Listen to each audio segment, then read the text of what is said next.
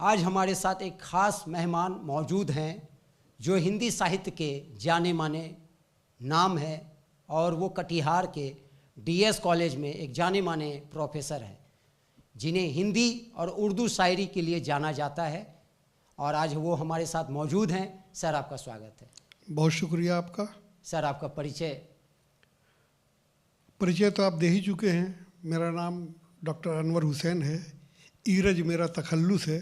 वैसे एक शेर में मैं चाहता हूँ कि मेरा तारुफ, मेरा इंट्रोडक्शन इस शेर के हवाले से आप सुन लें कि मेरी हैसियत मेरा नाम क्या, मेरी ज़ात वस्फ़ व सिफ़ात क्या। मेरी हैसियत मेरा नाम क्या, मेरी ज़ात वस्फ़ व सिफ़ात क्या।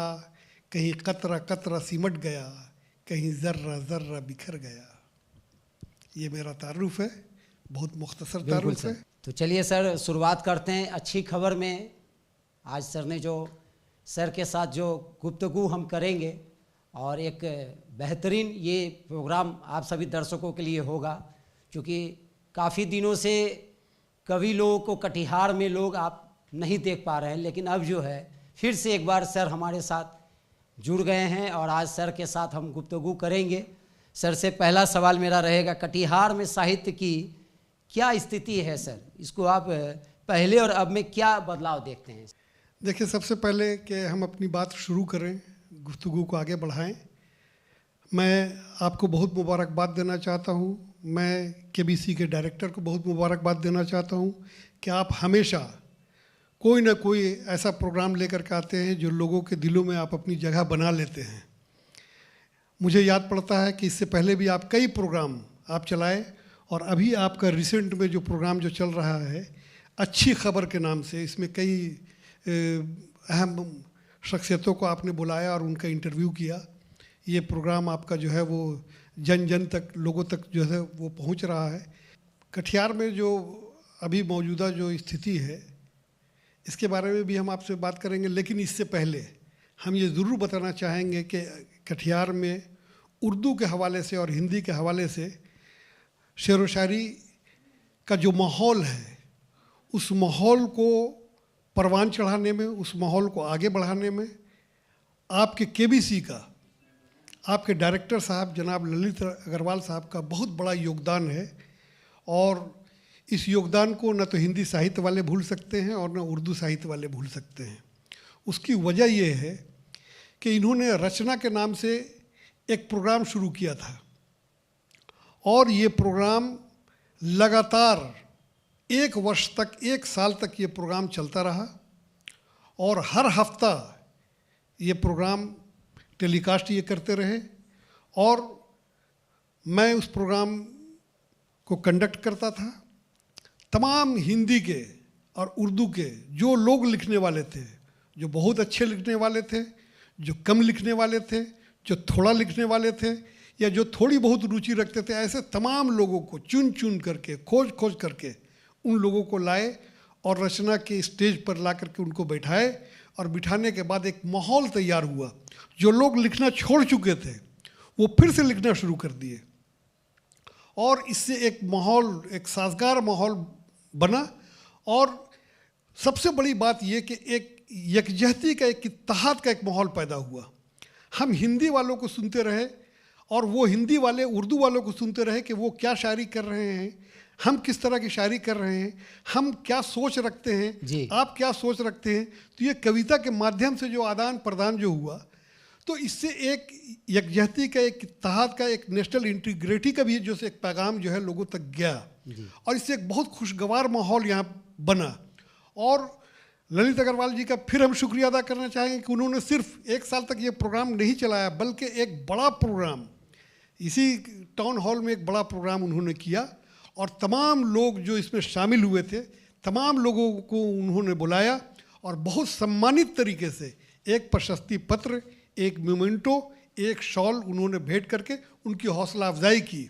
इसके लिए हम ललित अग्रवाल जी को जितना भी मुबारकबाद दें, उर्दू वाले, हिंदी वाले जितना भी मुबारकबाद दें वो कम है। तो एक तो ये कि वो माहौल बनाने में, वो फ़िज़ा बनाने में केबीसी का बहुत अहम रोल रहा है। मैं अब ये बताना चाहता हूँ कि आज बहुत अच्छी स्थिति में, चाहे वो हिंदी के हवाले से आप देखें, उर्दू के हवाले से देखें, तो कवियों की कमी नहीं है, ना हिंदी में कवियों की कमी है, ना उर्दू में कवियों की कमी है। एक ज़माना था कि जब हम यहाँ आए थे तो उस वक्त दूर दूर तक उर्दू के कम से कम शायर नहीं नज़र आते थे, 2-4 शायर के अलावा। लेकिन आज एक ऐसा माहौल तैयार हुआ है कि आज अगर हम शायरों को दावत दें तो पूरा स्टेज कटिहार के शायरों से ही जो तो भर जाता है। किसको लिया जाए, किसको छोड़ा जाए, ये स्थिति बन जाती है। यही हालत जो है वो हिंदी की भी है। अभी कई संस्था, कई अदारे, कई तंजीम जो है, कई अंजुमन जो है काम कर रहे हैं। और हिंदी में भी जैसे हिंदी साहित्य, ज़िला हिंदी साहित्य सम्मेलन जो हर महीना एक प्रोग्राम कराते हैं, सुखन के नाम से एक प्रोग्राम चलता है। पहले यही प्रोग्राम उर्दू कारवां के नाम से, कारवां उर्दू के नाम से ये प्रोग्राम चल रहा था। तो इस तरह से लोग कोशिश कर रहे हैं। और चूँकि व्हाट्सएप और सोशल मीडिया आ जाने की वजह से भी जो है लोगों में एक बेदारी आई है, एक जागरूकता आई है। और लोग जो है व्हाट्सएप ग्रुप बना करके अपनी रचना उसमें डालते हैं और उस पर लोग जो है वो अपना रिमार्क्स जो भी होता है वो देते हैं। तो कुल मिलाकर के अगर ये कहें कि कटिहार का इस वक्त का जो साहित्यिक माहौल है, जो अदबी जो माहौल है, वो बहुत ही अच्छा है। हम इससे मायूस नहीं है, बल्कि बहुत और भी हम समझते हैं कि और भी ज़्यादा से ज़्यादा जी और भी बेहतर से बेहतर होगा।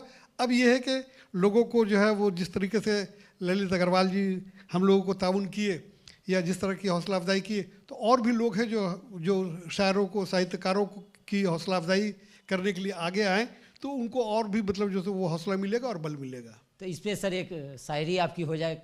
नहीं, इसके हवाले से तो वो ठीक है, वो शायरी तो सुनाएंगे जी। असल ये है कि देखिए वो मैं राजनीति पर सर एक आप नहीं वो सारा कुछ मैं आपको सुनाऊंगा। मैं ये चाहता हूँ कि कुछ लोग जो है ना वो हिंदी और उर्दू को अलग अलग करके देखना जी जी बिल्कुल जी सर, तो यही हमारा सवाल तो मैं इस सिलसिले में मतलब ये ज़रूर, चूँकि हम लोग जिस मिजाज से रचना की शुरुआत किए थे जी और प्रोग्राम हम लोग चलाए थे, तो उसका उद्देश्य भी यही था कि ये भाषा जो है, ये उर्दू भाषा जो है, ये खालिस हिंदुस्तानी भाषा है।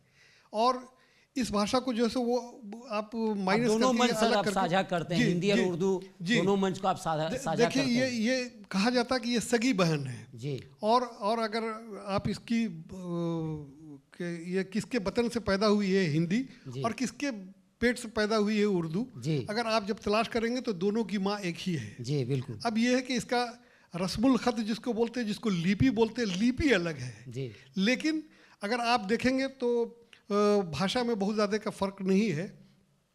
और जो उर्दू और हिंदी को जो बांटना चाहते हैं, तो मैं उनसे यही कहना चाहता हूँ कि भाई हिंदी का बड़ा से बड़ा विद्वान 5 मिनट बोले और उर्दू का कोई लफ्ज़ नहीं आने दे, ऐसा हो नहीं सकता है।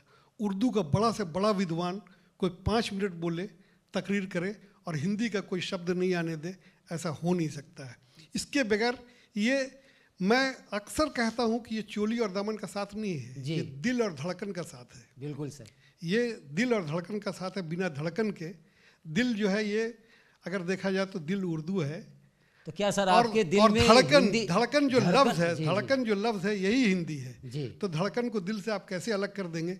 इस पर जो है वो एक कविता हम जरूर आपको सुनाना चाहेंगे जी। बिल्कुल सर। ये में कि इस कविता का शीर्षक है हिंदी और उर्दू। तो ये अब देखिए इस कविता में एक चीज़ आप गौर करेंगे कि जब हम हिंदी के लिए जब हम कोई बात इस पंक्ति में कहेंगे या इस मिसरे में कहेंगे, तो हिंदी के लिए जो बात कहेंगे वो उसमें जो लफ्ज़, जो शब्द जो हम इस्तेमाल किए वो हिंदी का इस्तेमाल किए, और उर्दू के लिए जो बात हम जो मिसरा कहे हैं उसमें उर्दू का लफ्ज़ इस्तेमाल किए। अब आप खुद इसका फैसला करेंगे। क्या है गर्चे दिल मेरा उर्दू तो धड़कन उसकी हिंदी है। जी सर। है गर्चे दिल मेरा उर्दू तो धड़कन उसकी हिंदी है, मेरे चश्मे से देखोगे तो अखियन उसकी हिंदी है। क्या बात है सर। अब चश्मा और अखियन, चश्मा तो ये फारसी उर्दू है और अखियन आँख हिंदी। तो इसी तरीके से आप कि है गर्चे दिल मेरा उर्दू तो धड़कन उसकी हिंदी है, मेरे चश्मे से देखोगे तो अखियन उसकी हिंदी है, अगरचे धड़ जो हिंदी है तो मेरी जान उर्दू है। जी सर। अगरचे धड़ जो हिंदी है तो मेरी जान उर्दू है, मेरी पहचान हिंदी है तो मेरी शान उर्दू है। क्या बात है सर। अगरचे धड़ जो हिंदी है तो मेरी जान उर्दू है, मेरी पहचान हिंदी है तो मेरी शान उर्दू है, मेरी उर्दू की सूरत का हर एक सिंगार हिंदी है। क्या बात है सर। मेरी उर्दू की सूरत का हर एक सिंगार हिंदी है, अगर तलवार उर्दू है तो उसकी धार हिंदी हिंदी है। है, क्या बात है। अगर तलवार उर्दू है तो उसकी धार हिंदी है। मेरी आवाज़ उर्दू है, मेरी झनकार हिंदी है। मेरी आवाज़ उर्दू है, मेरी झनकार हिंदी है। मेरी तहजीब उर्दू है, मेरा संस्कार हिंदी है। जी मेरी तहजीब उर्दू है, मेरा संस्कार हिंदी है। जो हिंदी में सरलता है, जो हिंदी में सरलता है तो उर्दू में नफासत है। क्या बात है। जो हिंदी में सरलता है तो उर्दू में नफासत है। मुझे हिंदी से संगत है तो उर्दू से मोहब्बत है। क्या बात है। मुझे हिंदी से संगत है तो उर्दू से मोहब्बत है। और ये आखिरी शेर उन लोगों के लिए कि जो इसे बांटना चाहते हैं। जी बिल्कुल सर। कि सगी बहनों की वाणी को अलग करना हिमाकत है। क्या बात। सगी बहनों की वाणी को अलग करना हिमाकत है। ये भाषा बट नहीं सकती, ये भारत की विरासत है। भारत की विरासत जी है। गर्चे दिल मेरा उर्दू तो धड़कन उसकी हिंदी है। मेरे चश्मे से देखोगे तो अखियन उसकी हिंदी है।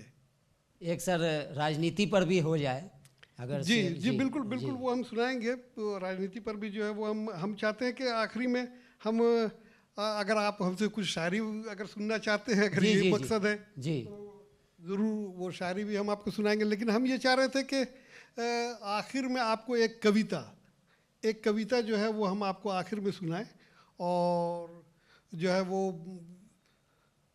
कुछ सवाल जो लोगों को मतलब कभी कभी अक्सर ये होता है कि लोग कहते हैं कि साहित्य को लेकर के सर लोग कितने सजग हैं, आपको क्या लगता है कि लोग सजग हैं? नहीं, लोग बिल्कुल सजग हैं। साहित्य को लेकर के बहुत सजग हैं लोग। और जो सो अच्छी शायरी कर रहे हैं।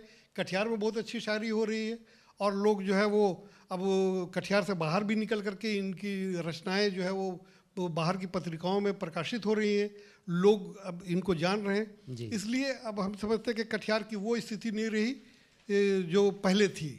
जी। अब जो सो कटिहार बहुत आगे निकल चुका है इस मामले में। अच्छा सर, पहले जो रचनाएं आती थी वो अब रचनाएं अब वो दिखती नहीं है उस टाइप की। वो जो एक मुकाम वाली रचनाएं आती थी वो अब क्वालिटी नहीं रही सर उसमें। देखिए जाहिर सी बात है कि बात बिल्कुल सही है आपकी कि पहले जिस तरह की रचना या जिस तरह की तख्लीक सामने आती थी अब उस तरह की रचना और तख्लीक सामने नहीं आती है। हालांकि ऐसा नहीं है, अभी भी लोग जो सो वो अच्छी रचना और तख्लीक जो है वो सामने ला रहे हैं। लेकिन अब यह है कि उसको पढ़ने वाला कौन है, पढ़ने वाला रीडर कौन है। जी।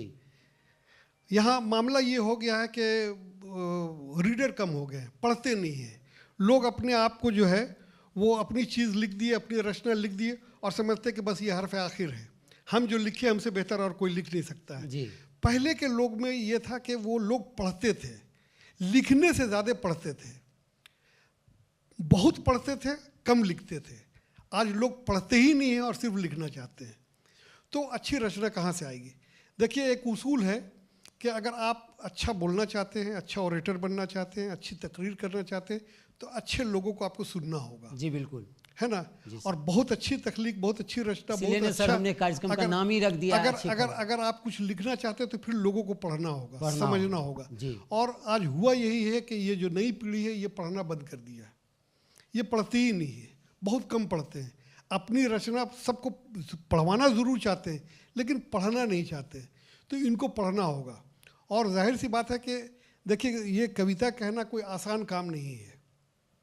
ये इसमें आदमी जब कोई कविता कहता है, एक मिसरा कहता है तो उसमें उसकी क्या मेहनत लगती है, क्या मशक्क़त उसको करना पड़ता है। एक शायर को उसको खून जिगर पिलाना पड़ता है। जी। खून जिगर पिला करके वो जैसे कोई कविता कहता है, कोई शेर कहता है तो वो इतनी आसानी से नहीं होगी। अब यह है कि अब आप बैठ करके जैसे वो तुकबंदी कर ले वो अलग बात है। तुकबंदी शायरी नहीं होती है। हम बैठ करके दिन भर जैसे हम तुकबंदी करते रहें और उसको कहे कि ये शेर है तो वो शेर नहीं है। शायरी के लिए जो है वो आपको अंदर से, यानी कहा जाता ना कि वो कि जब तक आप उसमें लीन नहीं हो जाइएगा, जब तक आप उसमें एकदम घुल नहीं जाइएगा तब तक वो कैफियत आप पैदा नहीं कर सकते हैं। तो शायरी में आपको जो तो पूरा घुलना होगा और आप जो बात कह रहे हैं उसको डूब करके कहने की ज़रूरत है, तभी आप कोई अच्छा शेर आप कह सकते हैं। लेकिन आज जिस तरह की शायरी हो रही है और पहले जिस तरह की शायरी होती थी तो पहले लोग डूब करके शायरी करते थे, सोच करके शायरी करते थे, पढ़ करके लोग शायरी करते थे। आज जो है बस कि एक फैशन के तौर पर भी बहुत लोग शायरी को अपनाए हुए हैं। फैशन के तौर पर जो लोग शायरी करेंगे तो वो बहुत ज़्यादा देर तक तो वो टिक नहीं सकते हैं। तो फैशन के तौर पर जिन लोगों ने पहले शायरी की वो सब के सब आज भुला दिए गए, और जो लोग वाकई जिनविन जो शायर थे या जो शायरी किए वो आज भी ज़िंदा हैं। तो इसलिए जो है वो मेरा मानना ये है कि आदमी को वो पढ़ करके और जो है मंथन करके जो है वो शायरी करनी चाहिए। तभी जो है आपके कलाम में आप लोगों को मतवज्जा करने की अगर सलाहियत नहीं है अगर आपके शेर में, तो फिर आपका शायरी करना ही बेकार है। आपको अगर अंदर से वो नहीं पकड़े, गिरफ्त में नहीं ले आपका कोई शेर, तो जो अच्छा कोई ज़रूरी नहीं है कि शेर कहने में आप कोई भारी भरकम शब्दों का या भारी भरकम लफ्ज़ों का आप इस्तेमाल करें। बहुत आम फाहम लफ्ज़ों में भी जो सो आप शायरी कर सकते हैं। जी सर। आम फाहम लफ्ज़ों में हमारे यहाँ सैकड़ों मिसालें हैं। बहुत सारे ऐसे शायर हैं, नासिर काज़मी साहब हैं या जॉन इलिया साहब हैं, जो बहुत आम फाहम लफ्ज़ों में मतलब उन लोगों ने शायरी की है, और मतलब शायरी की दुनिया में जो है वो बेताज बादशाह कहलाए। तो इसके लिए बहुत ज़रूरी भी नहीं कि बहुत भारी भरकम शब्दों का इस्तेमाल किया जाए या बहुत फ़लसफियाना, बहुत फिलोसफिकल मतलब जो सो शेर आप कहें तभी लोग मतवज्जा होंगे। नहीं, बिल्कुल आसान और आम फहम शेर कह करके भी आप लोगों को अपनी तरफ मतवज्जा कर सकते हैं। कविता और सर गज़ल में आपको क्या अंतर नज़र आता है? वो दोनों को क्या किस तरह देखते हैं? देखिए, गज़ल और कविता में अंतर है और बहुत अंतर है। सबकी अपनी एक बनावट है ना। सबसे पहली बात तो ये कि जब तक आप गज़ल की हैयत को, उसकी बनावट को आप नहीं समझेंगे तो आप जो है वो इसको अलग नहीं करके मतलब नहीं देख सकते हैं। देखिए, कविता में होता ये है कि कविता में हम शीर्षक लगाते हैं। जो बुनियादी फ़र्क है वो हम आपको सिर्फ बतला रहे हैं। वो तो बच्चों को हम पढ़ाते ही हैं कॉलेज में, स्कूल में। लेकिन यहाँ पे सिर्फ कि देखिए, कविता में हम एक कोई ना कोई कविता आप देखेंगे तो उसमें एक शीर्षक लगता है। बिल्कुल। लेकिन गज़ल में कोई शीर्षक हम नहीं लगाते हैं। शीर्षक हम क्यों नहीं लगाते हैं और इसमें शीर्षक क्यों लगता है? तो मोटे तौर पर बस आप ये समझ लीजिए कि कविता जो हम कहते हैं, नज़्म जो हम कहते हैं, तो उसमें शीर्षक जो हम लगाते हैं, जैसे ताजमहल अगर हम एक शीर्षक लगाए या औरत अगर कोई शीर्षक लगाए, तो मेरी सारी बात जो है यानी पहली पंक्ति से लेकर के आखिरी पंक्ति तक ताजमहल से ही रिलेटेड, ताजमहल से ही मुतल्लिक सारी बातें हम करेंगे और सारे मिसरे उसी से मुतल्लिक होंगे जी। लेकिन गज़ल में ऐसा नहीं है। गज़ल में जो है वो दो लाइन जो है यानी दो मिसरे मिल करके एक शेर बनता है जी। दो मिसरा मिल करके एक शेर बनता है और हर शेर जो है वो एक यूनिट है, एक इकाई है। तो अब गज़ल अगर 7 शेर की है या गज़ल 9 अशार की है, अगर गज़ल हम कह रहे हैं, तो उसमें 9 यूनिट है, 9 इकाई है, 9 थॉट, अलग अलग थॉट हम उसमें रख सकते हैं। अलग अलग ख्याल की तर्जुमानी हम उसमें कर सकते हैं। फ़र्ज़ कर लीजिए कि पहले शेर में अगर हम मुफलिसी की बात किए तो दूसरे शेर में हम किसी के हुस्न से मुतल्लिक बात कर सकते हैं। तीसरे शेर में हम फसाद से मुतल्लिक बात कर सकते हैं। चौथे शेर में हम जो है सियासत के मुतल्लिक बात कर सकते हैं। तो अब जाहिर सी बात है कि 7 शेर की अगर वो गज़ल है तो हम 7 थॉट, 7 ख्याल को उसमें रखें तो 7 शीर्षक तो नहीं लगा सकते जी। बिल्कुल। तो मोटे तौर पर यही समझ लेना काफ़ी है। अच्छा, उसकी बनावट अलग है कि साहब कविता जो है, नज़्म जो है वो 5 बंदों का भी होता है, 4 बंद का भी होता है, 7 बंद का भी होता है। तो उसकी अपनी अलग हैयत है। हिंदी में भी वही है। हिंदी में आप आल्हा देख लीजिए, सोठा देख लीजिए, रोला, दोपहिया, चौपहिया, दोहा, बहुत सारी विधा है। तो आप उसको जब देखेंगे तो सबका अपना अलग एक फॉर्मेट है, सबका अपना अलग एक मिजाज है जी। उर्दू में भी उसी तरीके से है कि मुसद्दस है, चाहे वो आपका रुबाई है, कता है ना। तो इस तरह से सबका अपना अलग, मसनवी है, मरसिया है, कसीदा है। तो सबका अपना अलग एक मिजाज है और सबका अपना अलग एक फॉर्मेट है। तो उसी हिसाब से अच्छा वो होता ये है कि हमको सीखने की भी ज़रूरत है। बिल्कुल। हम नई नस्ल को ये ज़रूर कहना चाहेंगे, नई पीढ़ी को भी ये ज़रूर कहना चाहेंगे कि छंदबद्ध और छंद मुक्त कविता जी। तो छंद मुक्त कविता कहना तो बहुत आसान है। हम अक्सर ये कहा करते हैं कि जो कॉलेज के ज़माने में जो लव लेटर बहुत खूबसूरत लिख लिया करते थे, वो सबके सब कवि हो गए जी। बिल्कुल। जो बहुत अच्छा प्रोज, जो दौर भी अब सर बदल गया है, जो प्रोज लिख लेते तो वो सारे के सारे कवि। लेकिन उनको सीखना चाहिए, उनको छंदबद्ध कविता कहने की ज़रूरत है। उनको इसकी भी दोनों की अपनी अहमियत है। छंदबद्ध और छंद युक्त दोनों कविता की अपनी अहमियत है, उससे हम बिल्कुल इनकार नहीं कर रहे हैं। लेकिन जो है वो जो छंद मुक्त कविता जो कह रहे हैं उनको छंदबद्ध कविता भी सीखने की ज़रूरत है और ज़रूर सीखनी चाहिए। और बहुत सारे प्लेटफॉर्म अब आ गए हैं जो लोग बाकायदा जो है बहर और वज़न और छंद वो सिखाने का काम कर रहे हैं। आप चाहें तो वहाँ जुड़ करके सीख सकते हैं, बिल्कुल। तो चलिए सर, एक कविता इसी पर हो जाए। देखिए, 2-4 अशार हम इधर उधर से सुना करके हम चाहते हैं कि एक कविता, एक नज़्म हम आपको आखिर में वो सुना करके अपनी बात ख़त्म करना चाहेंगे।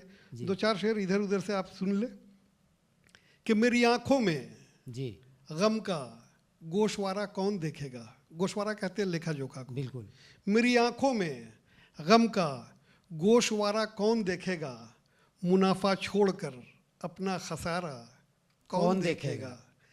और ज़माना देखता है बस चमकते चांद सूरज को।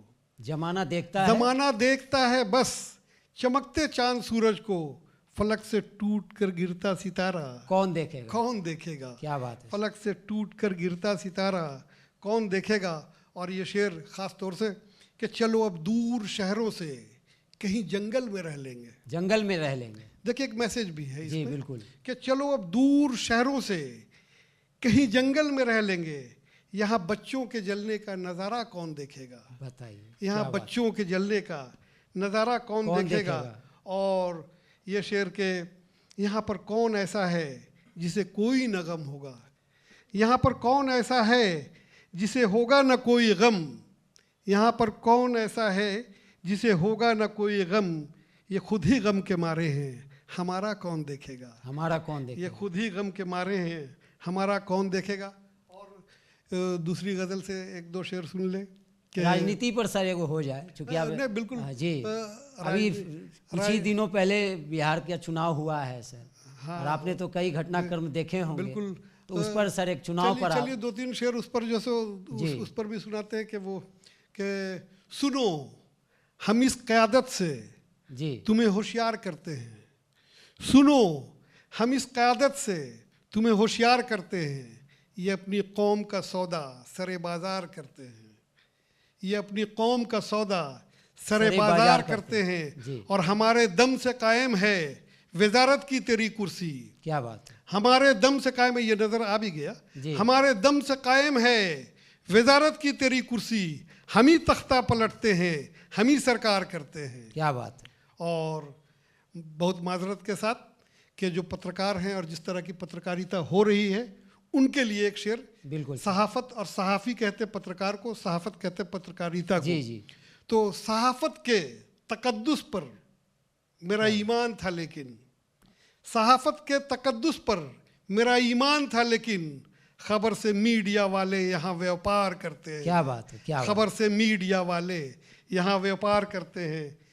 चलिए 2-3 शेर और इधर उधर से सुन लीजिए आप कि मुल्क दुश्मन से मुझे प्यार नहीं हो सकता। मुल्क दुश्मन से मुझे प्यार नहीं हो सकता। कोई गद्दार मेरा यार नहीं हो सकता। वो सच्चे लोग थे जी जो कर गए वतन आज़ाद। वो सच्चे लोग थे जो कर गए वतन आज़ाद। ये और लोग हैं फिर से गुलाम कर देंगे। क्या बात है। अब देखिए, अब इस शेर को हम 30 साल पहले कहे। जी 30 साल पहले हम इस शेर को कहे, अब आज कोई कहेगा कि आज की हुकूमत के लिए बात कह रहे हैं। बिल्कुल सर। तो ये जो शेर मेरा जो है ये 25 साल के बाद भी आप सुनेंगे तो उतना ही रिलेवेंट आपको लगेगा। जी। तो कुछ शायरी ऐसी होती है जो मतलब वो 100 साल में भी जो है वो अपनी अहमियत और अपनी इफादियत नहीं खोती है। शेर जो है सो नहीं खोता है अपनी अहमियत। तो वो कहने का मतलब ये है कि शायर तो जो शायरी करता है वो ज़माने के अहवाल और हालात और उसके तकाज़ों को समझता है और तब शायरी करता है। हम सिर्फ शायरी करें और जो है वो जुल्फ़ और होठ और रुखसार की बात करें, इश्क और मोहब्बत की बात करें, हम जो है वो मिलने और बिछड़ने की बात करें, हिजर और विसाल की बात करें, तो ऐसा नहीं है। बल्कि अब हमारा घर जल रहा हो और जो है वो हम खड़े होकर के बांसुरी कैसे बजा सकते हैं। मेरे सामने बहुत सारे मसाइल हैं, मेरे सामने बहुत सारी समस्याएं हैं, बहुत सारे प्रॉब्लम्स हैं। हमारा हिंदुस्तान जो है वो जिस दिशा में जा रहा है, तो हमको उस एतबार से मतलब जो हमको शायरी करनी होगी। अगर हम वक्त के तकाज़ों को नहीं समझेंगे तो वक्त हमें धूमिल कर देगा, वक्त हमें बुला देगी। जी, तो वक्त के तकाज़ों को समझ करके जिन लोगों ने शायरी किया, फैज़ अहमद फैज़ को देख ले, अली सरदार जाफरी को देख ले, साहिर लुधियानवी को देख ले, ये जो लोग हैं जिन लोगों ने शायरी की, वक्त के तकाज़ों को जिन लोगों ने सामने रखा, तो वो आज भी ज़िंदा हैं और 100 साल के बाद भी ज़िंदा रहेंगे। और जो शायरी सिर्फ आह और वाह के लिए जो शायरी की है, जो सिर्फ लज्जत उठाने के लिए शायरी की है, तो वैसी शायरी ठीक है, उसकी भी ज़रूरत है, उसकी अहमियत से हम इनकार नहीं कर सकते कि वैसी रूमानी शायरी भी चाहिए, उसकी भी ज़रूरत है, वो भी इंसानी ज़रूरत है। लेकिन वो शायरी बहुत ज़्यादा दिन जिंदा नहीं रहने वाली शायरी है। ऐसे हमारे बहुत सारे रूमानी शायर हैं जिनको आज लोग खाल खाल कम कम ही पढ़ते हैं जी। ऐसे लोग ज़्यादा याद किए जाते हैं, ऐसे लोग ज़्यादा कोट किए जाते हैं जो वक्त के तकाज़ों पर वो अपनी शायरी किए जी। हम चाहते कि एक कविता जो है वो चलते चलते सर, हाँ, एक कविता जो है वो हम ज़रूर सुनाना चाहेंगे। इससे जो है वो मेरे मिजाज का भी पता चलेगा, और चूँकि आप कहे कि राजनीति पर कुछ सुना है तो असल वो राजनीति पे हम शेर सुनाना चाहते हैं कि ये एक कविता है हम जी। हम इसलिए कविता का शीर्षक हम रखे हैं कि हे से हिंदू जी और मीम से मुस्लिम। ये जब हे और मीम जब मिल जाते हैं तो ये हम हो जाते हैं, हाँ, मैं और तू नहीं हो जाता है, हम हो जाते हैं जी। अब उसी हवाले से ये कविता सुनिए। गंदी हिकमत से वो नफरत ही सिखाया सबको जी, गंदी हिकमत से वो नफरत ही सिखाया सबको, धर्म खतरे में है कहकर वो डराया सबको जी। हिंदू मुस्लिम से लड़े दरमियान नफरत ही पले, इस एजेंडा पे अमल करके लड़ाया सबको। क्या बात है। गंदी हिकमत से वो नफरत ही सिखाया सबको, धर्म खतरे में है कहकर वो डराया सबको, हिंदू मुस्लिम से लड़े दरमियान नफरत ही पले, इस एजेंडा पे अमल करके लड़ाया सबको। क्या बात। और हम दिवाली में कभी साथ जलाते थे दिए, हम दिवाली में कभी साथ जलाते थे दिए, तुमने रोजे के भी इफ्तार मेरे साथ किए। क्या बात है। हम दिवाली में कभी साथ जलाते थे दिए, तुमने रोजे के भी इफ्तार मेरे साथ किए, तुम तिरंगे से अलग भगवा हरा करते रहे। क्या बात।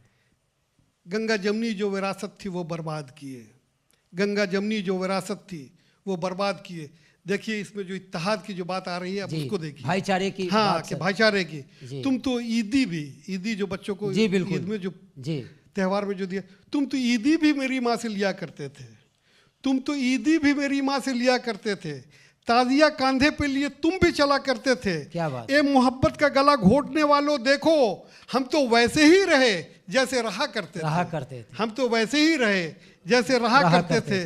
और ये कि तीज त्यौहार में पकवान भी खाए मिलकर। क्या बात है। तीज त्यौहार में पकवान भी खाए मिलकर, घर में शादी हो तो हम गीत भी गाए मिलकर, ऐसे रिश्ते को मिटा दोगे कहाँ मुमकिन है, आओ इस बार तेरी औकात बता दे मिलकर।